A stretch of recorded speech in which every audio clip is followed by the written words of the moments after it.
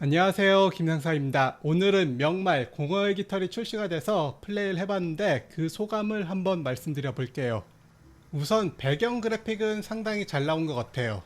물이나 나무, 돌, 절벽 같은 게 상당히 잘 구현되어 있어요.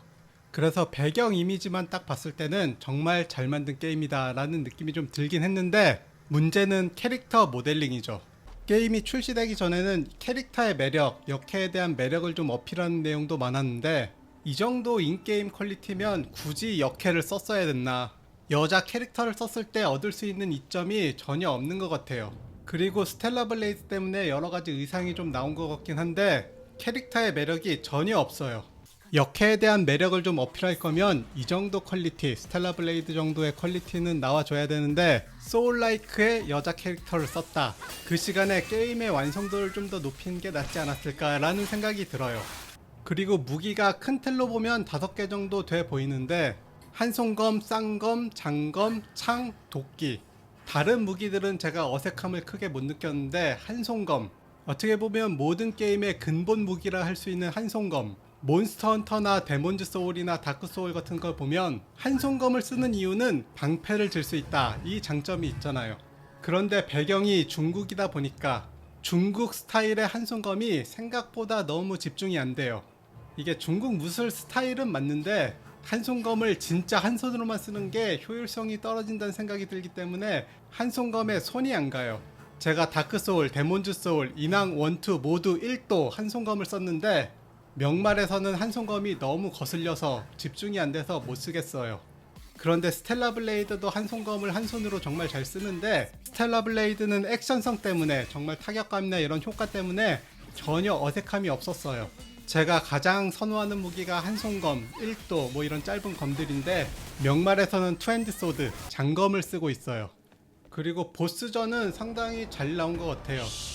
보스에 도전하고 계속 죽으면서 패턴을 익히고 최종적으로 그 보스를 잡았을 때 소울라이크의 그 짜릿함, 보스를 잡았을 때 그 짜릿함은 정말 잘 느껴지기는 해요. 지금 보고 계시는 이 맹독진의 이 보스도 제가 1시간 정도 계속 트라이를 하면서 겨우 잡아냈을 때 그 짜릿함, 심장이 쿵쾅거리는 그 느낌은 확실하게 느낄 수가 있어요. 다만 제가 게임을 하면서 정말 짜증나는 이유가 있어요. 저는 컨트롤러를 이용해서 플레이를 하는데 이 컨트롤러 설정이 정말 개판이에요. 요즘 게임들이랑 달리 R1, R2가 강공, 약공이고 L1, L2가 스킬이고 네모랑 세모, 듀얼센스 기준으로 네모랑 세모가 주술 사용과 아이템 사용이에요. 그리고 동그라미가 회피고 X를 누르고 있으면 달리기, 그리고 X키 자체가 여러가지 상호작용을 일으킬 수 있는 키예요. 그런데 여기에 정말 미친 짓, L3 버튼이 정말 미쳤어요. 웬만한 게임에선 요즘에 달리기로 나오거나 아니면 그냥 죽여놓는 경우도 있는데, 명말에서는 무려 섬광난무라는 기술이 적용돼 있어요. 이 스킬을 쓰면 무기가 바뀌어요. 이게 실력이 좀 있을 때 쓰면 섬광난무의 임팩트가 좀 나오면서 무기가 바뀌었다는 걸 알 수 있는데, 실력이 없을 때 쓰면 사실상 그냥 무기가 바뀌는 거예요. 그런데 이게 문제는 L스틱, 이동하는 스틱이랑 같이 붙어 있잖아요. 이동 중에 실수로 많이 눌려지는데 무기가 바뀐지도 모르고 싸우다가 죽는 경우가 종종 있었어요. 특히 저 같은 경우는 무기를 2종류를 쓰는 게 아니라 한 가지 무기, 장검 2개를 들고 바꿔가면서 써요. 스킬이 다르기 때문에 바꿔가면서 쓰는데 무기가 바뀐지도 모르고 스킬을 쓰다가 죽는 경우도 종종 있었어요. 그렇다고 이거를 키 설정 가서 달리기 X키랑 바꾸고 싶어도 X키는 상호작용 기능 때문에 바꿀 수가 없도록 설정이 돼 있어요.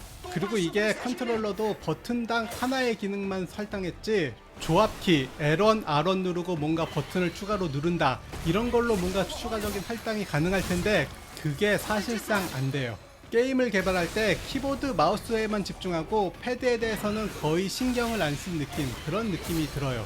게다가 최근에 나오는 플스로도 나오는 게임인데 R1, R2를 약공, 강공으로 설정했다는 건 적응형 트리거는 존재하지 않는다. 아무튼 패드로 하기에는 그렇게 좋은 게임은 아니다 라는 생각이 들어요. 그리고 이 게임의 특징 중 하나, 신마 시스템이라는 게 있어요. 인간형 적을 죽이거나 내가 죽으면 신마 수치가 쌓이게 되고, 신마 수치가 꽉 찼을 때 죽으면 신마가 소환이 돼요. 신마는 플레이어뿐 아니라 주변의 몬스터들까지 다 공격을 하고, 10마를 죽여야지 경험치를 회수할 수가 있어요. 좀 괜찮은 시스템인 것 같기도 하고, 보시는 것처럼 필드에 있는 강한 몬스터들을 상대할 때 유용하게 사용할 수도 있어요. 물론 보스방에선 소환이 안 돼요. 그리고 요즘 소울라이크들은 패링이 어떻게 보면 기본으로 탑재되어 있어야 되는데, 패링이 있긴 하고 패링이 생각보다 재밌기도 해요. 다만 제한사항이 좀 많아요. 스킬이 무기 스킬이랑 유파 스킬 두 가지를 등록할 수가 있는데, 패링은 유파 스킬로 등록을 해야 돼요.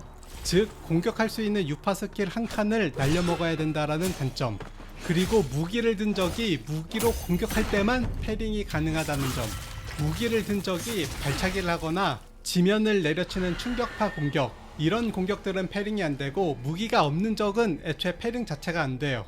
다음은 프레임. 제 컴퓨터가 9950X3D와 RTX 5090을 사용하고 있는 컴퓨터예요. 모니터는 오디세이 G9 네오 57인치 듀얼 4K 모니터예요. 듀얼 4K 모니터는 6K 모니터라고 보셔도 돼요.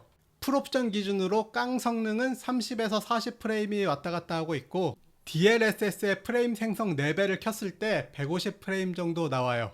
그런데 이 DLSS가 어떤 DLSS인지를 모르겠어요.